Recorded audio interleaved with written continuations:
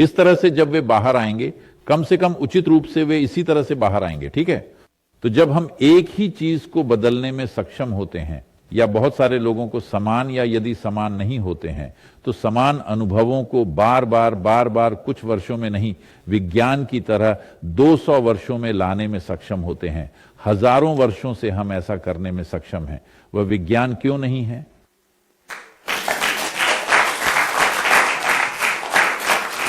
यदि यह अनंत नहीं है तो यह माना जाता है, और आपको और विज्ञान को हटा देना चाहिए। लेकिन आप देखिए, दिलचस्प बिंदुओं में से एक ये था, आमतौर पर यह माना जाता है कि विज्ञान दुनिया के तीसरे व्यक्ति के दृष्टिकोण को अपना रहा है। जब आपने कैसे के बारे में बात की, नहीं, इसीलिए मैंने यह उदाहरण बताया। यह आदमी तीसरे व्यक्ति का दृष्टिकोण ले रहा था और उसने देखा कि यह एक आध्यात्मिक घटना है, कारखाना। लोग अनुभव के समान स्तर पर आगे बढ़ रहे हैं। लेकिन बात यह है कि अनुभव, जब आप मन के विज्ञान के बारे में बात कर रहे हैं तो आप अनुभव के बारे में बात कर रहे हैं, प्रयोग के बारे में नहीं। मुझे लगता है कि आप भी यही बात कर रहे हैं। नहीं। देखिए, मेरा मतलब यह है कि किसी अनुभव को सिर्फ दिमाग में न बदलें। आज बाला उस अनुभव का रासायनिक अध्ययन करने की कोशिश कर रही है, ठीक है, रक्त रसायन शास्त्र और जो भी अन्य चीजें। मैं इसमें नहीं पढ़ना चाहता क्योंकि मुझे इसकी परवाह नहीं है कि आपका टेलीमीटर कितना लंबा है। लेकिन वे सभी चीजें आज के विज्ञान के लिए मायने रखती हैं, ये ठीक है। अब वे कह रहे हैं कि एंडोकैनाबिनॉइड्स किसी भी प्रतिशत तक बढ़ गए हैं। ये उससे कहीं अधिक है जो यहां बैठने मात्र से यौन चरम सुख में घटित होता है। यह विज्ञान क्यों नहीं है? यह मापने योग्य है। मैं सहमत हूं। मैं कह रहा हूं कि आपके पास अनुभव का विज्ञान होना चाहिए। इसलिए मुझे लगता है कि मैं इस संबंध में आपसे सहमत हूं। नहीं, अनुभव तथ्य नहीं है। अनुभव बहुत व्यक्तिपरक है, लेकिन आप इसे अनुभव के स्तर पर नहीं, शरीर में क्या हो रहा है इसके स्तर पर माप सकते हैं। आप इसे मापने में सक्षम हैं कि आपके रसायन विज्ञान में क्या हो रहा है। आप इसे माप सकते हैं क्योंकि सभी मानवीय अनुभवों का एक रासायनिक आधार होता है। लेकिन यह हर चीज को भौतिकवादी विज्ञान तक सीमित कर रहा है। नहीं, अभी देखें, क्योंकि हम दोनों के पास यहां एक शरीर है, इसलिए हम इस पर अपना मन केंद्रित कर पा रहे हैं। नमस्ते, सही है, हम इस पर दिमाग लगा रहे हैं क्योंकि हमारा दिमाग इस पर है। हम इस पर विचार रख रहे हैं क्योंकि हमारा दिमाग इस तरह है। हम इस पर गणित रख रहे हैं। यदि आपके पास शरीर नहीं है तो आप ये सब चीजें नहीं रख सकते। इसलिए शरीर में कुछ भी गलत नहीं है, शरीर ही नींव है। इसके बिना हम क्या कर सकते हैं? मैं आपसे एक बहुत ही विशिष्ट प्रश्न पूछ सकता हूं सदगुरु। मैं इस सवाल से रोमांचित हूं कि क्योंकि टिप्पणी सबसे बड़ी बैठक के विषय से थी, मुझे इस सवाल में मजा आता है कि क्या टिप्पणी मिलती है प्रश्न पूछने से उत्पन्न होता है, या क्या टिप्पणी प्रश्न पूछने के माध्यम से फिल्टर की जाती है। अन्य सदस्यों में पूर्णसी में टिप्पणी पूर्णसी के साथ टिप्पणी का एक प्रयास है। मुझे यह जानने में आनंद आता है कि आप इसे कहां देखते हैं, क्योंकि आप इस तथ्य की कोशिश कर रहे हैं कि दुनिया का हमारा अनुभव पूर्ण सत्र में क्या होता है उससे संबंधित है। लेकिन ऐसा होता है, इसमें यह प्रावधान नहीं है कि टिप्पणी पूर्ण सत्र में तैयार की गई थी। इसमें केवल इतना कहा गया है कि टिप्पणी पूर्ण सत्र में तैयार की गई थी। तो आप इसे कहां देखते हैं? मुझे इसे इस तरह से रखने दीजिए। हम बात कर रहे थे काला की। हम काल के रूप में समय और स्थान के बारे में बात कर रहे हैं। हम महाकाल के बारे में बात कर रहे हैं, जो समय है लेकिन प्रकृति में चक्रीय नहीं है। मान लीजिए कि वह चेतना है, यानी एक शांति जो सर्वव्यापी है और जो शक्तिशाली है। आज शायद वे इसे डार्क एनर्जी कह रहे हैं, चाहे वह कुछ भी हो। मुझे नहीं पता कि वे इसे कैसे देखते हैं। मुझे नहीं पता कि डार्क एनर्जी को महसूस करने का कोई वैज्ञानिक तरीका है या नहीं। मुझे इसके बारे में कोई जानकारी नहीं है, इसलिए मुझे कोई टिप्पणी नहीं करनी चाहिए। लेकिन हम इसे अंधकार कह रहे हैं। हम सहमत हैं क्योंकि हम इसे अंधकार भी कह रहे हैं, क्योंकि हम इसे काला कह रहे हैं। काला का मतलब अंधकार भी होता है, क्योंकि अंतरिक्ष अंधकारमय है। प्रकाश तो एक छोटी सी घटना है। जब कोई चीज जलती है तो उससे रोशनी निकलती है, और आप प्रकाश को नहीं देख सकते, आप केवल उसका प्रतिबिंब देख सकते हैं। अभी देखिए, यहां से प्रकाश गुजर रहा है, आप उसे देख नहीं सकते। केवल यदि यह मेरा हाथ इसे रोकता है तभी आप इसे देख सकते हैं, अन्यथा आप इसे नहीं देख सकते। तो हम नहीं हैं अन्वेषण में, हमें प्रकाश की चिंता नहीं है। इसीलिए सबसे पहले हम जो करते हैं वह है, क्योंकि प्रकाश बहुत बड़ा धोखा है। प्रकाश आपको हर चीज का गलत दृष्टिकोण दे रहा है। तो जिस पल आप निर्भर होते हैं, आप भौतिक हो जाते हैं, आप अपारदर्शी चीजों के साथ केवल भौतिक बन जाते हैं। मैं कह रहा हूं कि आप हाथ देख सकते हैं, आप जिस हवा में सांस लेते हैं उसे भी नहीं देख सकते, क्योंकि यदि आप प्रकाश पर निर्भर हैं तो आप यहां कुछ भी महत्वपूर्ण नहीं देख सकते। तो पहली बात यह है कि हम अपनी आंखें बंद कर लें, क्योंकि इंद्रियां आपको धोखा दे रही हैं। जब हमने माया कहा तो इसलिए नहीं कहा क्योंकि आज दार्शनिक ये कहते फिर रहे हैं कि कुछ भी अस्तित्व में नहीं है। ये केवल इसलिए है क्योंकि आप इसे देख रहे हैं। हाल ही में किसी युवा लड़के ने मुझसे एक सवाल पूछा। मुझे लगता है कि वह वीडियो आज ही कहीं आया है। यह लड़का मुझसे पूछ रहा है, सदगुरु क्या ब्रह्मांड मेरे सामने है या यह सिर्फ मेरा प्रक्षेपण है? मैंने कहा, तुम जवान हो, तुम्हारे आने से पहले मैं यहां था और ब्रह्मांड वहां था। ठीक है, ऐसी बातों की कल्पना मत करो। आप आए और मेरे लिए ब्रह्मांड का प्रक्षेपण किया, ठीक है? मैं ये कह रहा हूं कि यह किसी भी गहन विज्ञान की सरल समझ है। उन्होंने अनुभव किया है। यह सब उन 3 वैज्ञानिकों की वजह से है जिन्हें नोबेल पुरस्कार मिला। हर कोई सोचता है कि अब उन्हें पता है कि ब्रह्मांड का अस्तित्व नहीं है। यदि ब्रह्मांड अस्तित्व में नहीं है तो आप यहां क्या कर रहे हैं? ये सिर्फ इतना है कि यह उस तरह अस्तित्व में नहीं है जैसा आप इसे देखते हैं। यह माया है। माया का अर्थ है भ्रम। भ्रम का मतलब यह है कि जरूरी नहीं कि इसका अस्तित्व ही ना हो। यह वैसा नहीं है जैसा आप सोचते हैं। यह वैसा नहीं है जैसा आप अपने अस्तित्व के लिए इसे समझ रहे हैं। यह बिल्कुल अलग घटना है, लेकिन आप इसे इस तरह से देखते हैं क्योंकि इसी तरह से आप जीवित रह सकते हैं, अन्यथा आप ऐसा कहकर जीवित नहीं रह सकते। तो चलिए ये मान लेते हैं, गैर चक्रीय समय जो अंतरिक्ष का आधार है, चेतना है। खैर, जब हम बच्चे होंगे तो हम सभी ने साबुन का बुलबुला जरूर उड़ाया होगा। आप क्या कर रहे हैं या दूरबीन से देख रहे हैं सर? यह उम्र पर निर्भर करता है, लेकिन मेरा मतलब है मैं 15 तक साबुन के बुलबुले उड़ा रहा था। मान लीजिए आपने उड़ा दिया यह बड़ा बुलबुला, मैंने वह बड़ा बुलबुला फोड़ दिया। अब मैं कहता हूं देखो वह मेरा बुलबुला है, बड़ा बुलबुला मेरा बुलबुला है, यह तुम्हारा बुलबुला है, यह मेरा बुलबुला है, यह बेकार हो गया। फिर मैं ये नहीं कहता ये मेरी हवा है, ये तेरी हवा है। यह वही हवा है जिसे हम दोनों ने पकड़ लिया। तुमने इतना पकड़ लिया, मैंने उतना पकड़ लिया। तो अभी संपूर्ण योग प्रणाली इस बात पर केंद्रित है कि आप कितना ग्रहण कर सकते हैं। यदि आप उसमें से अधिक को पकड़ लेते हैं, जिसे आप चेतना कह रहे हैं, जो स्मृतिहीन अभिप्रायहीन बुद्धि है, जिसके साथ यदि आप इसे थोड़ी सी स्मृति देते हैं तो यह कई कई रूपों में अभिव्यक्ति पाता है। तो आप और मैं एक प्रकार के रूप हैं जिसे अभिव्यक्ति मिली क्योंकि हमने स्मृति एकत्र की। इस स्मृति को हम कर्म कहते हैं। कर्म है। आप बुलबुला उड़ा सकते हैं क्योंकि आपको साबुन मिल गया है। हवा होते हुए भी आप बुलबुला नहीं उड़ा सकते, तुम्हें साबुन चाहिए। तो साबुन ये कर्म संबंधी जानकारी है। बिना जानकारी के आप बुलबुला नहीं उड़ा सकते। अब यदि आपका साबुन बहुत गाढ़ा है तो आप एक बड़ा बुलबुला नहीं उड़ा सकते। यह छोटा लेकिन भारी होगा, यह उड़ता नहीं है, यह बस नीचे चला जाता है और फट जाता है। आप जानते हैं, आपने दोनों को देखा। आप बहुत सारा साबुन फूंकते हैं, वह भारी हो जाता है, चला जाता है और वहीं गिर जाता है। आप इसे बहुत अच्छी तरह से फूंकते हैं, हल्का, और धीरे धीरे ये इतना बड़ा हो जाता है, अब यह तैरता रहता है क्योंकि इसकी दीवार बहुत पतली है। तो अगर तुम ऐसी बन जाओ, ये कुछ भी, ये बहन, ये क्या है टेरेसा? सेंट टेरेसा, मुझे बहुत खेद है। सेंट टेरेसा ने एक बुलबुला उड़ाया जो दूर तक तैर रहा है। दूसरे लोग देखते हैं और सोचते हैं ओह वह स्वर्ग से उतरी है। नहीं, वह तैर रही है क्योंकि उसने अपना एक बड़ा बुलबुला उड़ा लिया है। बुलबुला जितना बड़ा होगा उसे फोड़ना उतना ही आसान होगा, और उसे निर्वाण मुक्ति मोक्ष कहा जाता है क्योंकि किसी बिंदु पर हम इसे तोड़ना चाहते हैं। मैं अपने जीवन का बुलबुला क्यों फोड़ना चाहूंगा? वह है क्योंकि आपने इसमें लिखी स्मृति को पढ़ा है और आपने इसे आर पार देखा है, क्योंकि आपको बस भूलने की बीमारी है। आपको यह भी याद नहीं है कि आप अपनी मां के गर्भ में कैसे थे, है ना?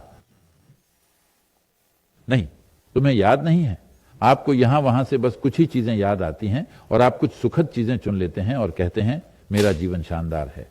यदि आप वास्तव में इसे देखें तो आपका पूरा जीवन आम तौर पर पीसता हुआ है। जैसे उन्होंने कहा, तुम्हें खरीदारी करने जाना है, तुम्हें खाना बनाना है, तुम्हें कपड़े धोने हैं, यह एक पीस है, ठीक है? यहां वहां खुशी, उत्साह, यह और वह हुआ के क्षण, आप बस उसे याद रखने और अपने जीवन की एक सुंदर तस्वीर चित्रित करने का प्रयास कर रहे हैं। यह अद्भुत है। मनोवैज्ञानिक रूप से यह करना एक अच्छी बात है, लेकिन यह अनुभव करने का एक तरीका नहीं है। किसी के अस्तित्व की वास्तविकता का अन्वेषण करें। देखिए, आप अच्छा जीवन जीना चाहते हैं, यह एक बात है। आप जीवन का आधार जानना चाहते हैं, यह दूसरी बात है। यह आकांक्षा हर किसी में नहीं हो सकती और यह बिल्कुल ठीक है। कोई सिर्फ एक अच्छा जीवन जीना चाहता है, वह केवल सुखद तालमेल चाहता है। हम उन्हें सरल तरीके से सिखा सकते हैं कि आप कैसे अपनी केमिस्ट्री को सुखद बना सकते हैं। अधिकांश लोग उससे संतुष्ट होंगे, क्योंकि आमतौर पर बस इतना ही वे मंदिर, मस्जिद, चर्च कहीं भी जाते हैं। उनकी प्रार्थना क्या है? ग्रह पर प्रार्थना क्या है? प्रिय भगवान, मुझे ये दो, मुझे वह दो, मुझे बचाओ, मेरी रक्षा करो, मुझे स्वस्थ बनाओ, मुझे मेरे पड़ोसी से थोड़ा अधिक दो। हां, और क्या? ग्रह पर यही प्रार्थना है। तो नहीं, तो नहीं नहीं नहीं, ऐसे नहीं, मैं वहां धन्यवाद देने जाता हूं। धन्यवाद क्या? पिछली बार तुम्हें जो मिला था उसके लिए, ताकि अगले क्रिसमस पर वह तुम्हें ना भूले। यह हुआ। मैं आपको एक छोटा सा चुटकुला सुनाता हूं, यह गंभीर होता जा रहा है। दो लड़के भाई को गया क्रिसमस के लिए दादी का स्थान, इसलिए उन्हें बिस्तर पर जाने से पहले प्रार्थना करना आवश्यक है। बड़ा लड़का बैठ गया, घुटनों के बल बैठ गया और प्रार्थना करने लगा। वह क्रिसमस के लिए एक पिल्ला चाहता था। तो वह प्रार्थना कर रहा है, हे भगवान, मुझे एक पिल्ला, और किस नस्ल का, और सब कुछ दे दो। छोटा लड़का जो समझदार है जोर से चिल्लाया, प्रिय भगवान, मुझे एक साइकिल चाहिए, प्रिय भगवान, मुझे एक साइकिल चाहिए। तो ये बड़ा लड़का कहता है, क्या बकवास है, चिल्ला क्यों रहे हो, भगवान सुन सकते हैं। उन्होंने कहा, मुझे परवाह नहीं है कि भगवान सुनता है या नहीं, मैं चाहता हूं कि दादी सुने।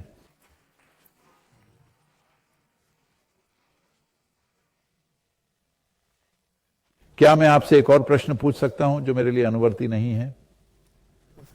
अगर ये बहुत ज्यादा नहीं पूछ रहा है, अगर मैं आपको एक बहुत ही सरल बात बताऊं, आमतौर पर विज्ञान में आप इसे एक सिद्धांत कहते हैं, मैं इसे अपना अनुभव कहता हूं। यदि मैं आपको एक सरल पंक्ति दूं, तो क्या आप इसके लिए गणित बना सकते हैं? क्योंकि वह दूरबीन हो सकती है। खैर, मेरा प्रश्न यही होने वाला था। हमने ब्रह्मांड के चक्रों के बारे में बात करना शुरू किया, और कुछ ऐसा था जिसने मुझे आकर्षित किया। आपकी किसी फिल्म में या किसी साक्षात्कार में मैंने आपको इस तथ्य के बारे में बात करते हुए सुना है कि चक्रों की एक निश्चित संख्या होती थी, 84 बिल्कुल। और इसलिए मैं इस बारे में उत्सुक था। 42 नहीं, जो पश्चिमी में हर चीज का उत्तर है, लेकिन 84। 42 क्या है? मैं जो 2 बार है, 84 2 बार 42 है, इसलिए। लेकिन मैं इस बात से रोमांचित हूं कि 84 का आंकड़ा कहां से आया और 84 क्यों? नहीं किया।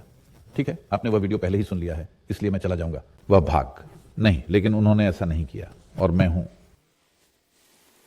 देखिए, बिग बैंग को लेकर लगातार चर्चा हो रही है।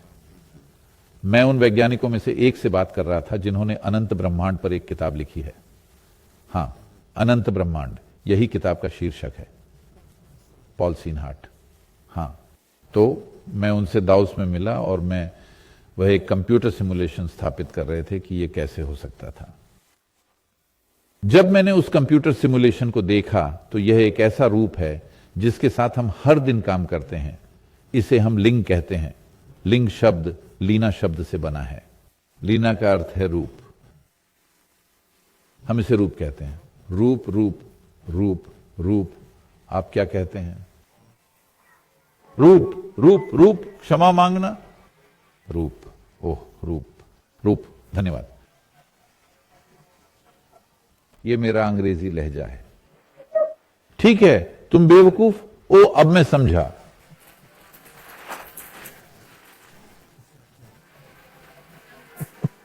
इसलिए हम इसे कहते हैं। हां, इसे रूप क्यों कहा जाता है? क्योंकि यह पहला रूप था।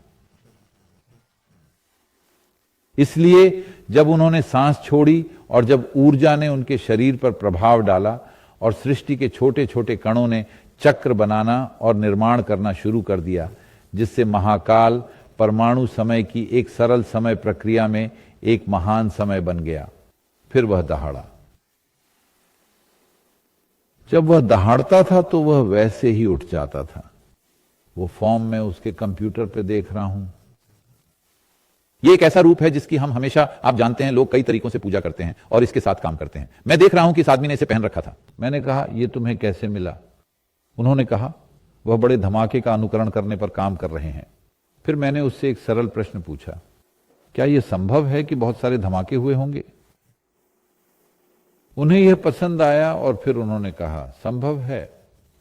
फिर मैंने कहा, बहुत धमाके होंगे तो देख लेना तुम्हारे पास ऑटोमोबाइल है या नहीं। यदि आप अनेक गुना हटा दें, आप देखेंगे कि इंजन धमाका करेगा, धमाका करेगा, धमाका करेगा, धमाका करेगा। यदि तुम उसका गला घोंटोगे तो वह दहाड़ेगा। तो मैंने कहा, यदि सिलसिलेवार धमाके होते तो क्या यह गर्जना हो सकती थी? उन्होंने कहा, संभवतः क्यों नहीं। मैंने कहा, हम हमेशा से कहते रहे हैं कि यह दहाड़ है, इसलिए हमने पहले रूप को रुद्र कहा है। रुद्र का अर्थ है दहाड़ने वाला, वह दहाड़ा। इस तरह फिर हमने इसका वर्णन करने के लिए कई रूप विकसित किए। ये महाकाल था, ये काल था, ये रुद्र था।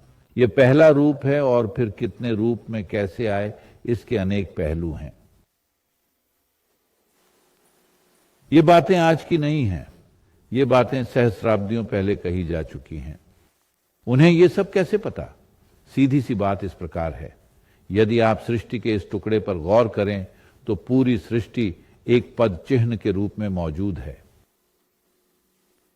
मेरे पद चिन्ह को देखकर मान लीजिए मैं बगीचे से होकर चलता हूं।